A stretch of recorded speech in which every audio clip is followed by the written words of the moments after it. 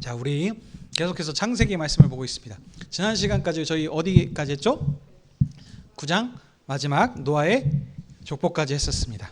자, 그래서 오늘은 10장 보도록 하겠습니다. 창세기 10장, 10장 함께 보도록 하겠습니다. 자, 노아의 족보가 끝났습니다. 그래서 10장에 새롭게 시작되는 족보에는 누구의 족보입니까? 노아의 아들들 셈, 함, 야벳의 족보입니다. 네. 저희 오늘 또 새로운 설교에서도 새로운 족보를 배웠죠. 그래서 총 3개의 족보 그 타이틀들이 표현하는 방법이 있다 그랬습니다. 첫 번째는 뭐죠? 그냥 누구누구의 족보이니라. 이렇게 했던 거 있고요. 두 번째는요. 누구누구의 아들, 누구의 족보다. 아버지의 그 이름을 이렇게 언급하면서 얘기하는 족보가 있었습니다. 세 번째는요. 앞에 수식어가 뭐 복잡하게 뭐 이렇게 에돔, 에서 곧 누구의 족보니라. 그다음에 뭐 천지 창조가 시작될 때 뭐 이러니라 하면서 해가지고 어떤 그런 수식어들이 있었습니다. 네, 이런 것들이 있는데, 자, 여기 오늘 족보는 1번, 2번, 3번 타입에서 어디에 속하나요? 2번.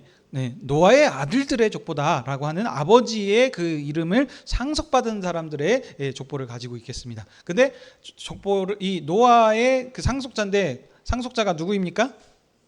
셈과 함과 야벳입니다. 3명이라는 겁니다. 그전에는 이스마엘이라고 했었었고, 안 하면 그 다음에 이삭의 족보니라라고 이런 식으로 해가지고 그 아들들이 있더라도 이렇게 분리를 따로따로 해서 이렇게 기록들을 했습니다. 근데 여기는 어떻게 했죠? 전부 다 묶어서, 예를 들면 노아의 아들 셈의 족보니라, 그 다음에 끝나고 난 뒤에 노아의 아들 함의 족보니라고 이렇게 해도 될 텐데, 그렇게 따로따로 분리하지 않고 셈, 함, 야벳으로 묶어서 함께 이렇게 지금 했다는 특징이 있습니다. 그렇죠?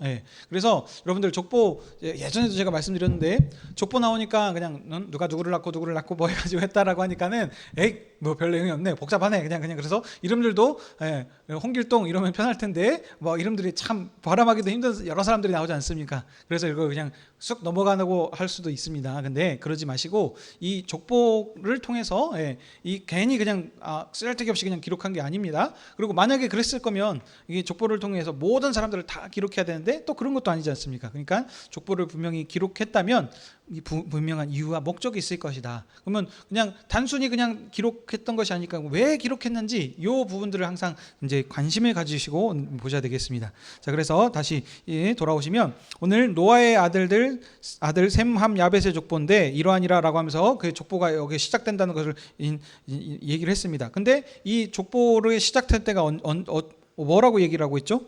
1절에 홍수 후에 그들 셈, 함, 야벳이 아들들을 낳았으니 하면서 이제 이렇게 시작하고 있습니다. 이게 지금 그 어떻게 보면은 족보의 서론이라고 할 수 있겠죠. 서론. 서론. 그다음에 이제 2절부터 이제 쭉 얘기를 하는데, 2절부터 5절까지가 누구의 족보죠? 야벳의 아들들은 하면서 야벳 아들 나오고요. 그다음 6절부터 저기 20절까지 누구요? 함의 아들은, 그래서 함의 족보. 그다음 21절부터 저기 31절까지, 그래서 셈의 아들은 이렇게 나옵니다. 자, 근데 그 좀 요 특징들이 좀 있습니다. 그 다음에 32절이 거기에 되면 이제 또 좀 따로 분리돼 있죠. 이들은 하면서 해가지고 전체를 다 결론 짓는 이제 그 결론이라고 할 수 있겠죠. 그래서 서론에 어떻게 얘기를 했고, 본론에서는 셈의 아들, 함의 아들, 야벳의 아들에 대해서 쭉 설명을 하고, 그다음에 32절에 이제 결론은 이렇다라는 지금 이런 지금 족보의 패턴을 여러분 이제 지금 딱 족보를 보시면서 파악이 되시죠?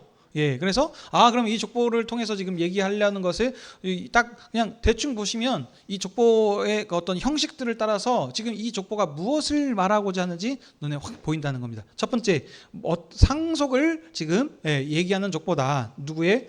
노아의 아들들이 이것을 받은 이 지금 그 상속을 지금 강조하는 족보라는 것을 우리가 알 수 있습니다. 두 번째는 언제부터요?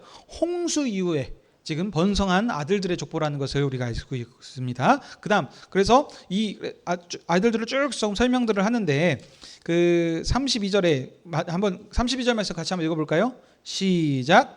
이들은 그 백성의 족보를 따르면 노아의 자손의 족속들이요 홍수 이후에 이들에게서 그 땅의 백성들이 나뉘었더라. 이 족보는 지금 무엇을 설명하는 거죠? 홍수 이후에 백성들이 어떻게 나누어졌는지를 지금 말하고자 하는 이것을 강조점을 둔 족보라는 것을 알 수 있습니다. 그래서 첫 번째 1절에서도 홍수 이후에 그들이 아들을 낳았다. 마지막 결론에도 홍수 이후에 그들이 백성들이 땅에 나누어졌더라라고 이제 하는 부분들을 알 수 있습니다. 자, 그리고 이런 지금 특징을 알았고요. 그다음 첫 번째 이제 족보가 나오는데 처음 나오는 그 세 아들들 중에 첫 번째 10장 1절 처음에 보시면 노아의 아들 누가 먼저 나오죠? 셈, 함, 야벳 순서입니다. 근데 지금 설명하는 순서는 어떻게 됐습니까? 야벳 먼저 나오고 함, 그다음 셈 이렇게 나오죠, 있죠. 그래서 이것도 이제 원래 그냥 순서대로 했을 것 같으면 먼저 셈이 나와야 되는 게 맞겠죠. 근데 이거 반대로 지금 나오고 있죠. 이것도 여러분 이제 그냥 기록된 게 아닙니다. 패턴을 통해서 우리가 또 유추해 볼 수 있습니다. 그러니까 첫째 타이틀을 받았을 때는 누가 형인 것 같습니까? 셈이 형인 것 같죠. 그 다음에 함, 야벳 순서인 것 같은데, 근데 기록이 될 때는 누가 먼저?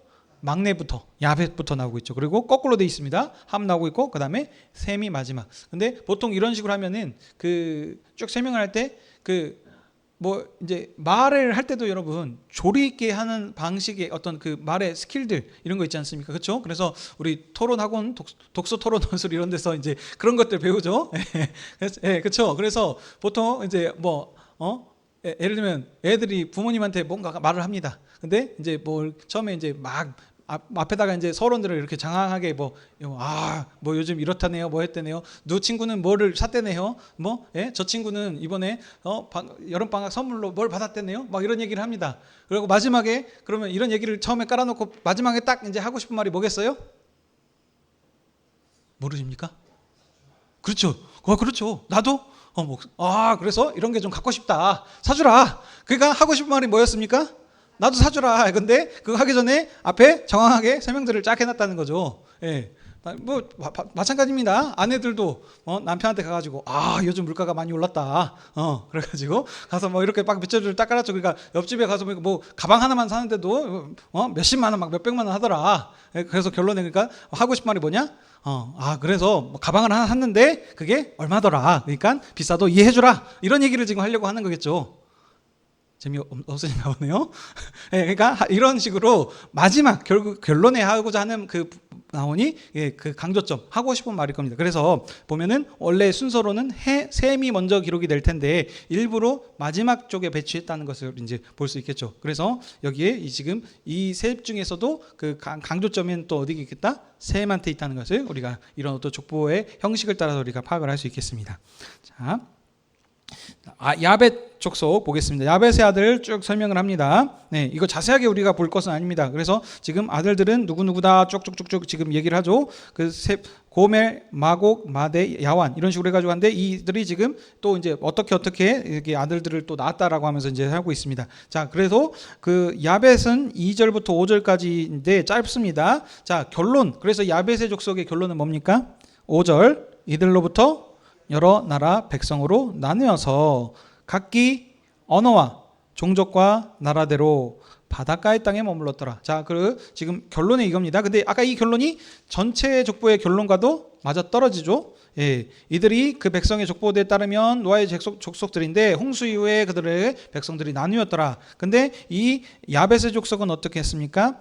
여러 나라들로 백성으로 언어와 종족대로 나눠졌다고 합니다. 그러니까 지금 보면은 여러분들 지금 알 수 있는 게 무엇입니까? 언어가 다르구나라는 것을 우리가 지금 여기서 알 수 있습니다. 그렇죠? 그래서 언어가 같은 언어 사람들끼리 또 종족대로 나라대로 이렇게 나눠져서 이렇게 살게 되었다. 근데 이 사람들이 주로 머무는 곳은 어디였다? 바닷가였다라는 것을 이제 야벳의 족속의 특징이라는 것을 알 수 있습니다. 자. 그럼 또 이제 함의 족보를 좀 보도록 하겠습니다. 함의 족보는 어떻습니까? 함의 아들은 누구요? 하면서 아까 야벳 족속과 비슷하게 쭉쭉 얘기를 하죠. 그래서 구수의 아들들 쭉쭉 나오고, 근데 이 패턴을 따르는 것 같은데 이 패턴과 약간 좀 다른 부분들이 함의 족보에서 나오는 게 있죠. 그렇죠? 뭡니까? 8절에 보시면 구수가 또 니므롯을 낳았으니 하는 이런 부분들. 그래서 이 니므롯에 대해서 쭉 길게 설명을 합니다. 그렇죠? 어디까지 나옵니까?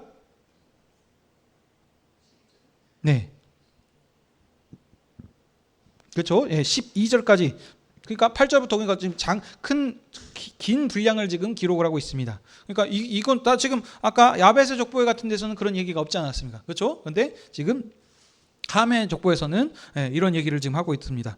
그러니까 이 니므롯이 뭔가 좀 중요한 인물이겠구나라는 것을 우리가 알 수 있습니다. 자, 근데 지금 이 니므롯을 낳았는데 이 니므롯이 어떤 사람이었습니까? 세상의 첫 용사라 그랬습니다. 용사하니까 어떻게 됐습니까, 여러분? 그러니까 뭔가 좋은 뜻 같죠. 예. 용사, 뭐 히어로, 예? 그렇죠? 영웅, 뭐 이런 거 생각나지 않습니까? 그래서 우리 이제 초등학생들은 이제 어벤져스 뭐 이런 거 해가지고 이제 그래가지고 이제 저기 아이언맨, 뭐 슈퍼맨 뭐 이렇게 해가지고 하는 어떤 그런 용사들이 생각나지 않습니까? 그렇죠? 예. 그러니까 근데 이게 그러니까 그런 것 같아요. 근데 왜 그러니까 우리들이 가지고 있는 어떤 사고 방식을 그냥 그대로 끌고 와서 직대입하면서 하면은 안 맞습니다. 본문에서 말하고 설명하는 부분을 우리가 해석을 해야 됩니다. 그런 것들을 다 무시하고 본인이 가지고 있는 그 어떤 용사와 그런 히어로 뭐 이런 것들을 그냥 그 이미지들을 바로 가지고 와서 하면은 지금 이 본문에서 말하는 것과 많이 틀려질 수 있기 때문입니다. 자, 그러면 이 용사라 그랬는데 이 용사가 어떤 의미로 해석을 하고 있습니까? 본문에서 찾으면 충분히 알 수 있습니다. 자, 9절이죠. 그가 어떻습니까? 여호와 앞에서 용감한 사냥꾼이 되었습니다. 그런데 아직도 조금 용감하다, 용맹하긴 한데 어떻게 용맹한다는지 잘 모르겠어요. 근데 자, 속담에 이르기를 어떤 사람은 이 되었으므로 아무는 여호와 앞에 니므롯과 같이 용감한 사냥꾼이라. 이게 뭐냐면 그러니까 누군가 용맹한 사람을 얘기했을 때 대명사가 된 거예요, 한마디로. 그러니까 이 사람처럼 됐구나라고 할 정도로 모든 사람이 아는 아주 유명하고 이름난 지금 용감한 그 용사라고 하는 것이 누구다? 니므롯이다라는 걸 알 수 있습니다. 자, 근데 이 지금 요 부분은 지금 당장 여기 문맥에서는 우리가 파악할 수 없겠지만 그러면 우리가 이제 어떻게 알 수 있겠습니까? 먼저는 첫 번째 해석하는 방법은 앞뒤 근접 문맥을 살펴서 이 본문에서 말하고자 하는 것을 설명해내는 것이 첫 번째입니다. 그렇죠? 근데 앞뒤 해서 봐서는 잘 모르겠어요. 그때는 어떻습니까? 이제 조금씩 확장해 가는 거죠. 그래서 이제 숲에서 그 나무의 가지들을 보다가 가지로 안 될 것 같으면 이제 나무를 보는 것이고 나무로도 안 되면 이제 숲으로 이렇게 확장해 가는 겁니다. 근데 여기에서는 잘 파악이 안 되겠지만 현재 우리가 여러분 창세기 1장부터 10장까지 보지 않았습니까? 근데 지금 용사라고 쓰였던 사람들이 좋은 의미로 쓰였습니까? 나쁜 의미로 쓰였습니까? 나쁜 의미로 쓰였다는 거 우리가 알 수 있죠. 안 좋은 뜻으로. 그렇죠? 자, 가인과 아벨 가운데서도 그 라멕들 나오죠. 그래서 그때부터 해가지고 이 나오는 분들, 그러니까 지금 힘의 논리 이겁니다. 그러니까 용사였다라고 하는 것은 자기 이름을 내는 이 뒤에 이제 또 뒤에 문맥에서도 보면 이제 알 수 있죠. 언어 부분들을 나오는 11장에 뭐가 나오죠? 탑을 쌓습니다. 무슨 탑이요? 바벨탑. 그래서 이런 지금 이런 그런 문맥들을 통해 가지고 이제 이 지금 여기서 말하는 그 용사라는 뜻이 이게 정말 소위 말하면 그 영웅과 같은 어떤 그런 좋은 의미로 쓰였는지 나쁜 의미로 쓰였는지 우리가 충분히 할 수 있습니다. 여기서는 여러분들 아까 얘기했던 것처럼 안 좋은 뜻입니다. 여호와를 대항한다라는 그런 의미를 가지고 있습니다. 지금 세상에 하나님께서 사람을 만드실 때 어떻게 만들었죠? 여호와 하나님을 경배하고 찬양하고 영광 올려드리는 이런 식의, 그래서 여호와 이름을 부르고 그 이름을 드러내는 것으로 해야 되는데 이 사냥꾼은 어떻습니까? 자기 이름을 내는 거죠. 그래서 용감한 사냥꾼, 여호와 앞에, 그러니까 앞에 앞섰다 낯섰다라는 것은 지금 대항한다 이런 어떤 그런 뜻도 있겠습니다. 그래서 이런 용감한 사냥꾼이라고 했습니다. 그래서 지금 10절 그 니므롯의 나라는 어떻습니까? 시날 땅에 지어졌는데 거기에 바벨과 에렉, 아까 여기 바벨에서 시작됐다는 것을 여기도 얘기를 하고 있죠. 그래서 이게 니느웨와 갈라까지 쭉 지금 이런 식으로 지금 이제 그 나라가 어디 위치에 있었는지 이렇게 설명을 하고 있습니다. 자, 그다음에 자 12절에 보시게 되면은 그래서 니느웨와 갈라 사이에 뭐를 건설합니까? 레센을 건설하였는데 이게 큰 성읍이었습니다. 성을 쌓았다라고 하면 그래서 이 성을 쌓았던 게 이제 성을 쌓았다면은 이제 그 처음 시작했던 게 이 라멕의 부분이었었죠. 예, 라멕도 자기의 아들을 낳아서 예, 성을 쌓고 이름을 그때 저기 이름이 에녹의 저기 라멕이 해서 그 이름을 에녹이라고 성을 이름을 지은 걸로 알고 있습니다. 그렇죠? 예.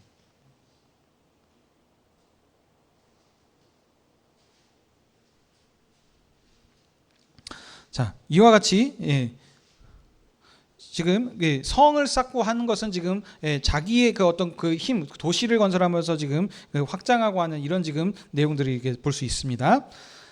자, 그 다음에 이제 이 지금 니므롯이 좀 강조되어 있고요. 그 다음에 이제 그 뒤에는 이제 그 함의 아들 구스 첫째 아들 말고 미스라임에 대해서 쭉 설명하고 있고요. 그 다음에 또 거기에서 보게 되면은 또 특이한 부분들이 있습니다, 여러분. 15절 보시게 되면은 네, 누가 나옵니까? 가나안에 대해서 이제 또 나옵니다. 이게 또 이제 붓이라고 하는 사람은 거의 그냥 슉 지나가 버리고 이 가나안에 대해서 자세하게 설명을 합니다. 15절부터 어디까지요?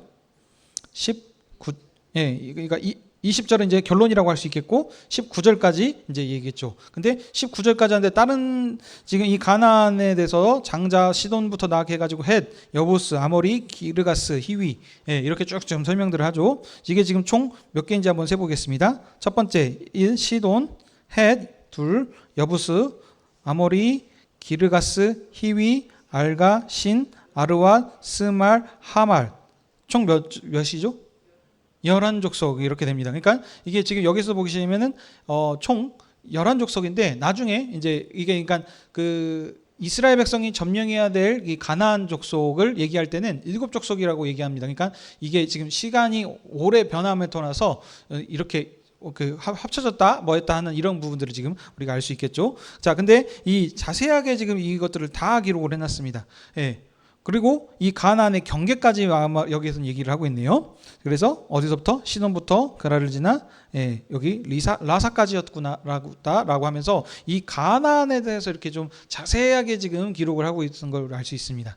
이것도 그래서 아하 가나안에 강조점이 있구나라는 것을 우리가 이제 이런 지금 그 기록 방식을 통해서 우리가 파악할 수 있겠죠. 그러면 왜 그랬을까요? 예, 여러분들 이제 다 아실 겁니다. 예. 왜냐하면 지금 9장 마지막 20절 이하에 어떤 일이 있었습니까? 노아가 농사를 지어서 첫 수확을 했습니다. 포도나무에서. 그래서 그걸 가지고 뭐를 만들었죠? 네, 포도주를 만들었습니다. 이 포도주가 무조건 나쁜 게 아니라 그랬습니다. 기쁨의 상징입니다. 하나님께서 이 지금 땅을 물로 정결케 된 땅을 받아주셔서 열매 맺을 수 있도록 복 주셨구나. 예, 그런 지금 기쁨을 상징하는 예, 열매입니다. 그래서 그걸 가지고 포도주를 담궈 먹은 건데, 그러니까 그 나라 문화인 겁니다. 예. 그래서 그렇게 이제 문제는 취한 게 이제 잘못이었던 거죠. 그래서 이것으로 인해서 예, 누가 잘못을 했습니까? 네, 함이 잘못을 했죠. 근데 함이 저주를 받지 않고 누구요? 그의 아들 가나안이. 그래서 가나안은 저주를 받아 했던 그것과 연결이 되죠. 그래서 이 가나안에 대해서 여기서도 정확하게 지금 길게 자세하게 설명하고 있다는 겁니다. 근데 그러면 굳이 그러니까 그때도 말씀드린 것처럼 수많은 아들 중에서 왜 가나안인가? 그렇죠? 다른 아들들이 저주 받을 수 있을 거 아니면 전부 다 그 함의 아들들 전부 다가 그렇죠? 니므롯도 저주 받을 수 있고 그렇지 않습니까? 예, 여기 용사해라 그랬는데 여기 용사가 더 나쁜 놈일 수도 있잖아요. 근데 왜 굳이 가나안이라는 거죠? 예. 이것도 분명히 이유가 목적이 있을 겁니다. 근데 이게 지금 그래서 우리 계속 말씀드리는 게 이 창세기 일은 누구를 대상으로 기록되었다?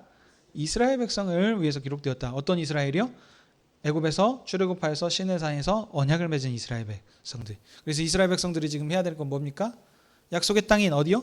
가나안 땅을 점령하기 위해서. 그래서 그들이 지금 점령해야 될 이 가나안 이 부분에 대해서 지금 이렇게 자세하게 언급을 하고 있다는 이런 부분들을 우리가 이제 하나님의 지금 언약 역사, 하나님께서 어떻게 지금 주권적으로 지금 하나님 그 구원하시기 위한 그 역사들을 지금 쫙 이 지금 몇백 년의 지금 시간에 걸쳐서 지금 이것을 계획하시고 이것을 지금 펼쳐가 가시는지 지금 보여주시는 겁니다. 무엇 때문에? 뭘 보여주시려고? 언약의 신실하심. 언약을 지키시고 인도하시는 이 하나님에 대해서 지금 이걸 증거하기 위한 이런 지금 것이 얘기입니다. 자, 그래서 가나안까지 이렇게 자세하게 설명을 했습니다. 그다음 20절 이제 그래서 이제 결론을 얘기하죠. 뭡니까? 이들은 누구요? 함의 자손입니다. 이들도 각기 족속과 언어와 지방대로 언어와 지방은 계속 나오고 있습니다. 그래서 나라로 이렇게 세워졌다라는 걸 얘기합니다. 자, 여기까지 괜찮으시죠? 자, 그다음 셈 족보가 나오고 있습니다. 근데 셈은 아까 보시면 셈의 그전까지는 야벳의 아들은 함의 아들은 하면서 해가지고 이름들을 그냥 쭉쭉쭉쭉 얘기했는데 21절 보시게 되면은 셈의 아들은 하는 게 안 나오죠. 어디서부터 나오니까 22절부터 나옵니다. 셈의 아들은 하면서 여기서 나오는데 그러니까 그 셈의 아들은 하면서 하기 전에 21절에 뭔가 지금 추가적인 얘기가 지금 나오고 있다는 겁니다. 그렇죠? 뭐라고 합니까? 셈은 에벨 온 자손의 조상이요 야벳의 형이니라. 라면서 지금 강조하고 있는 게 에벨을 지금 설명하고 있습니다. 그 다음 두 번째 뭐라고 지금 강조하고 있죠? 야벳의 형임을 지금 강조하고 있습니다. 그래서 그에게도 자녀가 출생했다라고 하면서 두 가지를 지금 얘기했습니다. 여기서 에벨은 누구냐면 뒤에서 나옵니다. 25절에 에벨이 누구를 낳았습니까? 두 아들을 낳아서 이름은 벨렉이라 하였으니 그때 뭐가 됐어요? 세상이 나뉘었는데 이 지금 강조하고자 하는 에벨을 지금 얘기합니다. 근데 이 에벨의 조상이 누구다? 셈이다. 그러니까 셈의 어떤 지금 여기 지금 그 흐름들을 통해서 우리가 알 수 있는 건 셈이 언약의 상속자인데 이 셈의 언약을 지금 이음받은 것이 에벨 쪽이라는 것을 우리가 지금 여기서 지금 얘기하는 것을 우리가 알 수 있습니다. 그렇죠? 어렵지 않으시죠?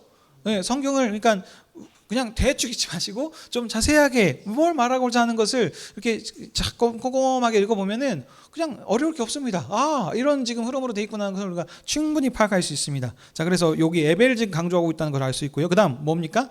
야벳의 형입니다. 그 사실이죠, 그렇죠? 근데 야벳의 형뿐만이 아니고 함의 형이 될 수도 있잖아요. 근데 여기서 함은 언급 안 하고 누구요? 야벳만 언급을 한다는 거죠. 왜일까요? 이런 거 여러분 한번 생각을 해보셔야 되는 거죠. 왜 야벳만 언급을 했을까요?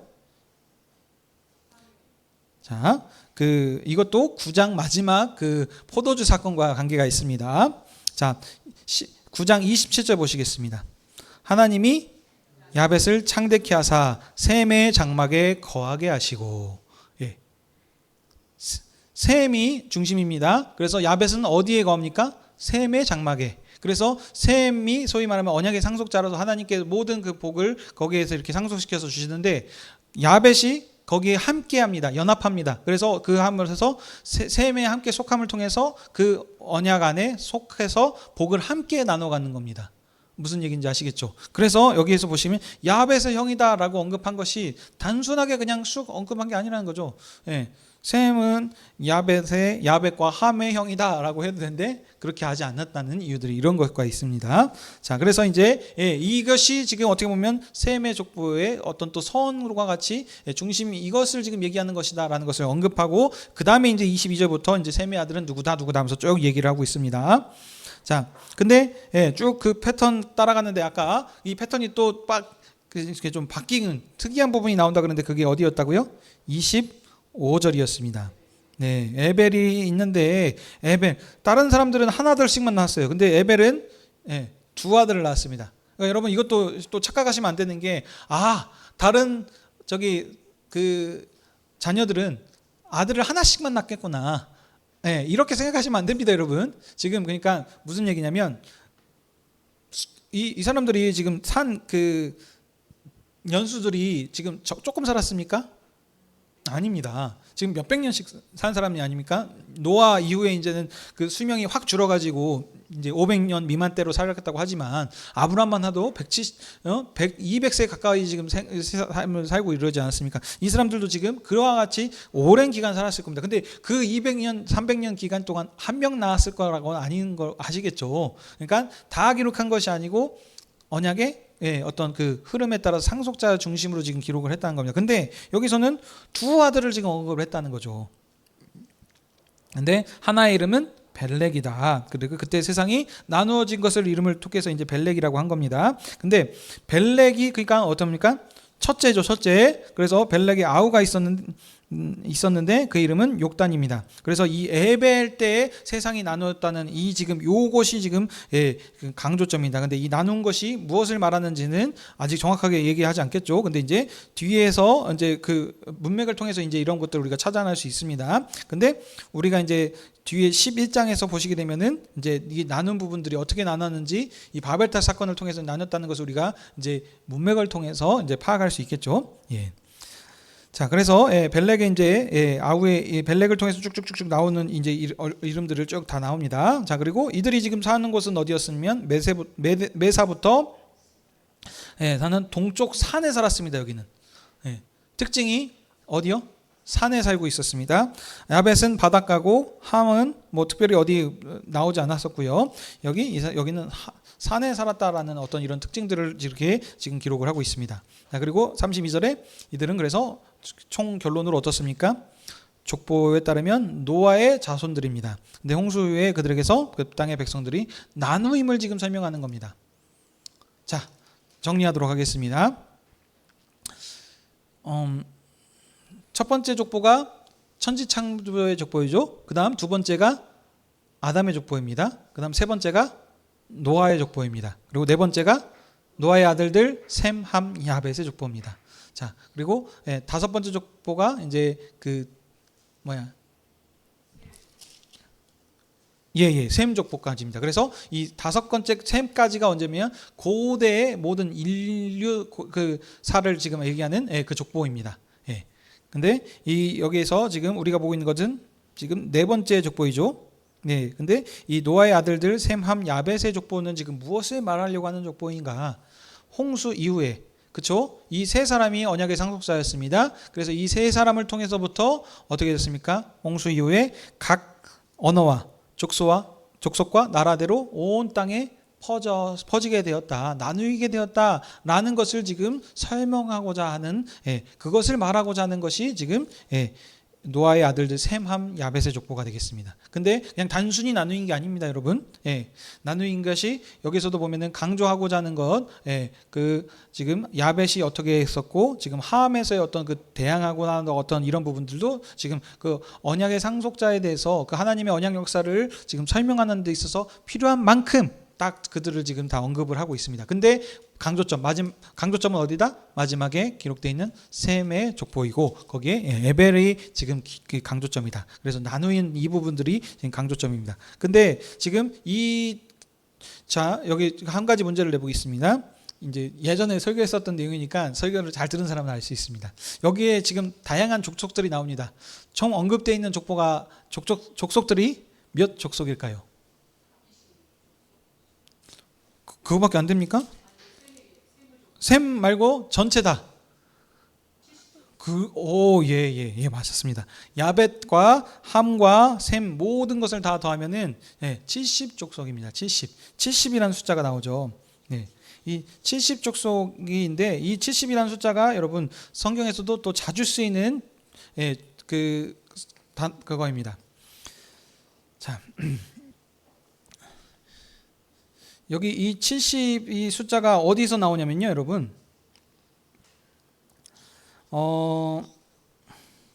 예수님께서 12 제자를 부르셨습니다. 그렇죠? 그리고 그 12 제자들을 파송하시고 나중에 이제 더 확대돼서 파송하시는데 그때 몇 명을 파송하시냐면은 70명을 파송을 하십니다. 그리고 또한 이제 이건 신약이고요. 구약에서는 또 70이라는 숫자가 언제 나오냐면은 아브라함이 이제 그 야곱 때 해가지고 애굽으로 이렇게 내려가지 않습니까? 그렇죠? 그 아들 요셉이 국무총리로 있을 때 거기로 이제 야곱의 가족들, 이스라엘의 가족들이 다 애굽으로 들어갑니다. 그때 들어갔던 사람이 70명이라고 합니다. 이게 또 사람에 따라서 또 조금 차이가 있습니다. 어디는 뭐 몇 명이 다 하는데, 그러니까 굳이 막 강조하거나 뭐냐면 70이라는 숫자에 일부러 지금 맞춰서 얘기를 합니다. 그래서 여자들의 뭐 누구는 빼고 뭐 포함해가지고 이렇게 거기 그 누구냐 요셉이 거기 내려가서 결혼을 해가지고 낳은 아들들도 어쩔 때 포함을 시키기도 한다든지 해가지고 굳이 숫자 70을 이렇게 맞추려고 하는 부분들이 있습니다. 예, 그래서 이 70을 얘기하면은 온 인류를 대표하는 어떤, 그러니까 완전수, 이것도 완전수인데 지금 모든 민족을 대표하는 어떤 지금 그 가득 차겠다라는 이런 지금 그 의미들을 가지고 있는 것입니다. 그러니까 이스라엘에서 70이라는 건 뭡니까? 모든 것을 대표하는 겁니다. 가득 찬 이것을. 그러면 여기에서 이 70은 무엇입니까? 하나님께서 그 성수로 깨끗하게 하신 이 세상에 지금 어떻게 하죠? 사람들이 언어와 그 민족과 나라대로 해가지고 온 땅에 70민족으로 퍼졌다는 겁니다. 70이라는 숫자를 얘기를 함을 통해서 어떻게 했다? 세상에 가득하게 퍼지게 하셨다. 그래서 하나님께서 노아에게 복 주신 대로 생육하고 번성하여 이 땅에 충만하고 가득 차라라는 이 지금 번성케 하시는 이것을 강조하기 위해서 기록하는 족보가 누구의 족보이다? 노아의 아들 셈, 함, 야벳의 족보이다 라는 것이 특징이 되겠습니다. 시간이 많이 가서 오늘 여기하고 우리 또 11장과 좀 연결된 부분들이 있기 때문에 나중에 부족한 부분은 또 연결해서 또 좀 보도록 하겠습니다. 그러니까 결론은 뭡니까? 하나님의, 다시 얘기하지만 그냥 단순히 그냥 이렇게 낳구나라고 보시면 안 됩니다. 성경에서 말하고자 하는 무엇이다? 족보는 하나님의 언약 역사가 어떻게 진행이 됐는지. 근데 여기 노아의 아들들이라 그랬지 않습니까? 노아가 받은 물로 정결케 된 세상을 상속받은 자들입니다. 그래서 이 상속의 결론이 어떻게 됐다? 홍수 이후에 세상에 가득 퍼지게 하셔서 이렇게 번성케 하는 하나님께서 복을 주셨답니다. 근데 이 복이 이제 얘기가 나온 김에 살짝만 얘기하면은 나누있는데 나누인 특징이 뭐였죠? 언어와 종족과 나라대로. 근데 이 언어가 나누었다는 것은 지금 언제 언어가 나누게 됐습니까? 바벨탑 사건 이후이지 않습니까? 근데 지금 바벨탑 사건은 아직 기록이 안 됐습니다. 나중에 11장에 나옵니다. 근데 11장을 그러니까 그 바벨탑 사건이 먼저 일어난 사건입니다. 어떻게 보면. 근데도 나중에 빼고 지금 10장에 이 사건을 먼저 급하고 이후에 지금 바벨탑 사건을 기록한다는 거죠. 이것도 이유가 있습니다. 그러니까 역사의 흐름의 순서대로 지금 기록된 게 아닙니다. 그럼 왜 이것을 이렇게 순서를 굳이 바꿔가면서 10장에서 이 노아의 아들 셈, 야벳의 족보를 기록했냐는 것이죠. 왜냐하면 하나님께서 말하고자 하는 족보는 어떻다? 노아의 아들들 셈, 함, 야벳이 상속받은 그 물로 정결케 된 세상을 하나님께서 복을 주셔서 가득 채우는 70인 민족으로 이렇게 가득 채우게 하시는 그런 하나님의 언약 역사를 이렇게 복 주시는 일을 이루셨다라는 것을 강조하기 위해서 일부러 이것을 땡겨서 먼저 기록한 겁니다. 그리고 이제 근데 그러니까 나누게 된 게 어떻게 사람의 불순종에도 불구하고 언약을 어기고 그래서 뭐 이렇게 만들고 해가지고 또 대항해서 이렇게 막 하려고 하는데 하나님께서 어찌 됐든 간에 언어를 다르게 하고 뭐를 하시거든 하셔서 하나님의 그럼에도 불구하고 하나님의 언약 역사를 이루시기 위해서 하나님께 이렇게 70인족으로 퍼치게 하시고 이것을 가득 채우셨다라는 하나님의 언약의 신실하심, 언약 역사를 이뤄가시는 이것을 지금 강조하기 위해서 이걸 기록한 족보가 되겠습니다. 여기까지 하도록 하겠습니다. 질문 있으십니까? 네, 없으시면 기도하고 마치도록 하겠습니다. 아버지 하나님, 오늘 또 노아의 아들들을 셈, 함, 야벳의 족보를 통해서 하나님께서 어떻게 언약에 신실하셨는지 하나님의 구원 역사에 대해서 알게 해주시니 감사합니다. 우리가 그동안 그냥 족보를 볼 때 단순히 반복되는 그런 사람의 이름들로 인해서 지루하게 느꼈고 대충 넘어갔던 부분들이 있었습니다. 하지만 우리가 그렇게 단순히 보지 않고 하나님께서 언약하신 그 언약을 어떻게 이루어 가셨는지 그런 언약 역사 관점으로 구원 역사 관점으로 보게 하여 주셔서 하나님의 신실하심과 하나님의 은혜와 사랑을 우리가 깨닫는 우리 모든 성도님들 될 수 있게 해 주시옵소서. 오늘 또 우리가 또 이스마엘의 족보를 통하여서 어떻게 하나님께서 언약의 상속자가 아님에도 불구하고 은혜를 베풀어 주셨는지 배웠습니다. 우리가 그보다도 더 큰 은혜를 받은 하나님의 나라 신약 언약 백성이라는 것을 기억하게 하셔서 우리들이 하나님께 받은 은혜를 기억하면서 그리스도의 증인으로서 날마다 승리하는 삶을 살아가게 해 주시옵소서. 우리 이 시간에 함께하지 못한 자들이 있습니다. 어디든지 주님 지켜보아 주시옵고 정말 주님을 사랑하는 사모한 마음들을 허락하여 주셔서 더욱더 교회에 모일 수 있게 힘쓰게 허락하여 주시옵소서. 그래서 다음 주는 우리 또 전교인이 함께 가는 이 수련회 많은 사람들이 함께함을 통하여 더욱더 친밀해지고 함께 기뻐하고 하는 시간들이 될 수 있도록 인도해 주시옵소서. 감사드리며 이 모든 말씀 예수님의 이름으로 기도드립니다. 아멘.